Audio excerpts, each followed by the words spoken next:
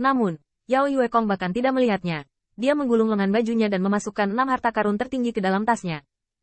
Kalian semua ras dewa, dan kalian tidak berurusan dengan ras Siawang. Harta itu masih perlu dikembalikan dan dikorbankan lagi. Aku punya 4 bagian, dan dao yang lembut. Kalian akan berbagi yang tersisa.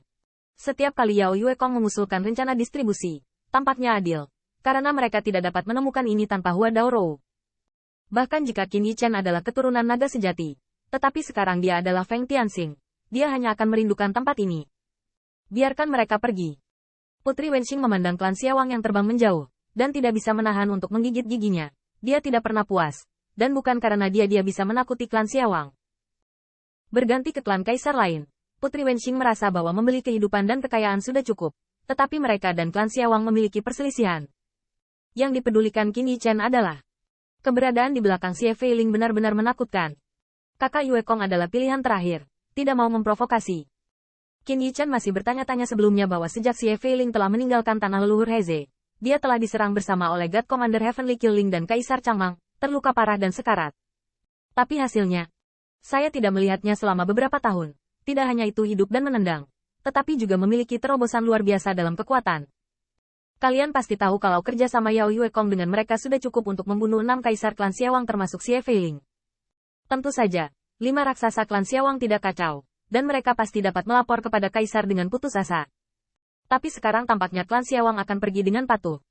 Bagaimanapun, kaisar akan tahu keberadaannya, jadi akan lebih baik untuk membunuh mereka semua.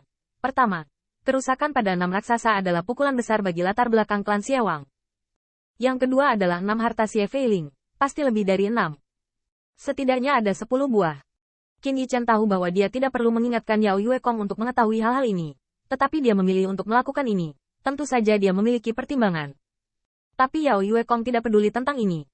Dia melihat ke gua, dan Yao Tong dengan sungguh-sungguh berkata, lubang cacing? Siapa yang meninggalkan ini?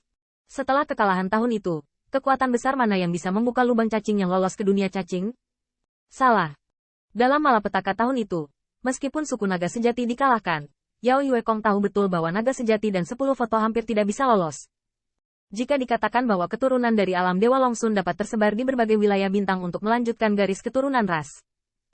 Tetapi seorang master yang dapat membuka lubang cacing pasti terkenal, dan hampir tidak mungkin untuk melarikan diri.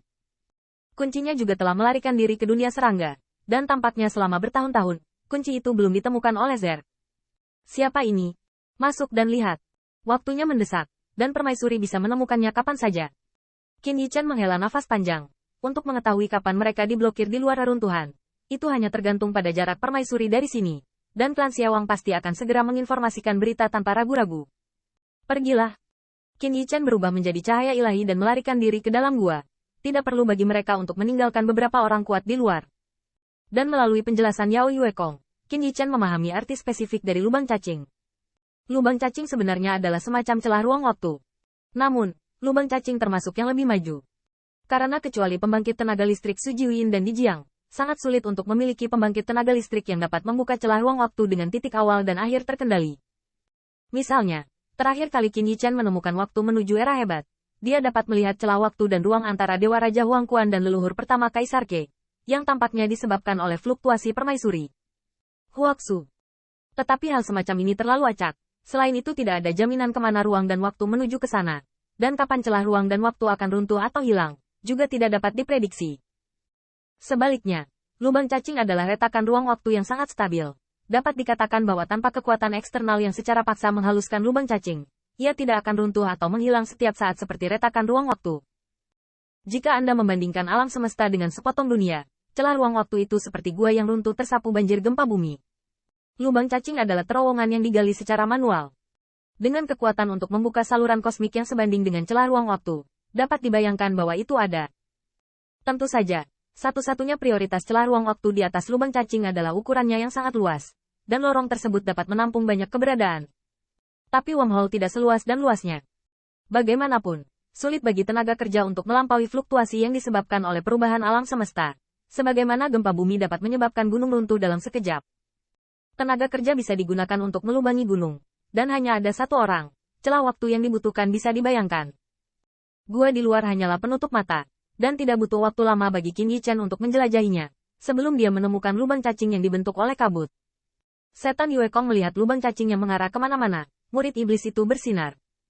Jika Anda mengambil jurusan tahu ruang dan waktu, maka dengan tulisan tangan seperti itu, kekuatannya harus cukup untuk dibandingkan dengan kaisar yang luas. Dan jika tidak mengambil jurusan ruang dan waktu, tapi bisa membuka lubang cacing, maka harus dibuka paksa oleh seorang kaisar bersama kaisarnya. Yao Yue Kong percaya pada penilaiannya sendiri, dan kata-kata ini membuat Qin Yi Chen menarik napas. Itu mungkin ditinggalkan oleh seorang kaisar. Setidaknya, itu juga mengutamakan cara waktu dan ruang, sebanding dengan keberadaan kaisar yang luas. Ini membuat jantungnya berdebar lebih cepat. Meskipun ini bukan pertama kalinya dia melihat makam kaisar, itu adalah peninggalan dari klan naga sejati, dan kegembiraan yang disebabkan oleh perbudakan ras benar-benar berbeda. Pergilah. Dan saat tubuh terbang Qin Yi Chen melintas ke dalamnya, seperti yang diharapkan, kelompok Xie Feiling tetap tinggal di dunia. Setelah memastikan bahwa Demon Yue Kong tidak mengejar, mereka tiba-tiba berteriak. Banyak hal lain-lain. Kamu menangkap 6 prajurit kaisar kami dengan menggerakkan mulutmu. Cepat kirim pesan ke Tuan Fan Yue. Sekarang, kuharap reruntuhannya sangat kompleks, sehingga anti pencuri tidak punya waktu untuk menjelajah sampai akhir, dan biarkan Lord Fan Yu membunuhnya. Tidak hanya itu, klan Cahaya Jahat telah memutuskan bahwa mereka juga akan bergabung dengan permaisuri nanti untuk membunuh Karabin. Ternyata rencana klan Xiawang adalah bertemu dengan klan Nike, tetapi untuk menginformasikan berita, paling banyak mencari peluang untuk mengetahuinya. Bagaimanapun, Demon Yue Kong adalah seorang kaisar iblis yang bermartabat, dan bahkan tanpa Demon Yue Kong, mereka tidak dapat mengalahkan banyak pembangkit tenaga listrik dari aliansi klan Kaisar Ke. Tapi kali ini berbeda. 6 harta karun. Membeli rambut bermacam-macam tua Ke Tiang Xuan sudah lebih dari cukup. Selain itu, selain mengatakan bahwa ada imbalan untuk berbisik, permaisuri rela bekerja keras untuk melenyapkan anti pencuri, dan bahkan lebih banyak lagi hadiah. Sial, berikan aku 6 harta dari klan Xiawang. Kamu tidak hanya akan meludahkannya nanti. Artefak Kaisar Bihai juga harus menjadi milik kita. Pada saat yang sama, Kaisar, yang berkeliaran di langit berbintang Zer, tetapi masih tidak melupakan istana kehormatan surgawi, segera mengetahui berita itu. Akhirnya menangkapmu anti pencuri.